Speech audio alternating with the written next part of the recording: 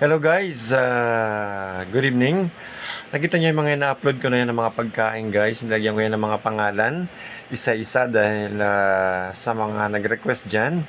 Ayan na po, nilagyan ko na po yan ng mga label, mga menu, mga pangalan niya guys. Tapos, dito po yan guys sa Aerostop Hotel and Restaurant. Baka po magawi kayo ng Bulacan.